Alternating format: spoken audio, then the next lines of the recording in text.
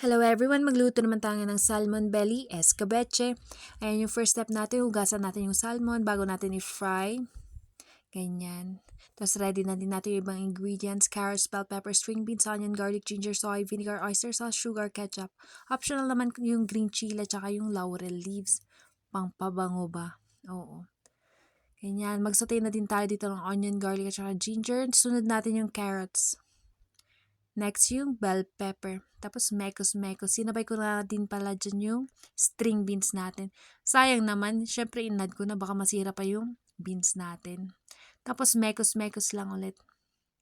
Next step yung ketchup, soy sauce, vinegar, oyster sauce, sugar. Tansya-tansyain nyo na lang din.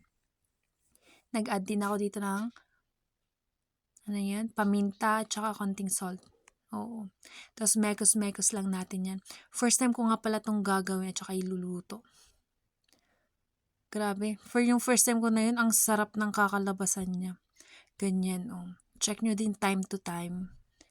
O, diba? Ang bango niyan, promise. Mapapa-extra rice talaga kayo dito. Ayan yung green chili natin, tsaka yung laurel leaves. Tagtag bango ba? O, diba? Extra rice ulit. Okay na yun. Ciao. Bye.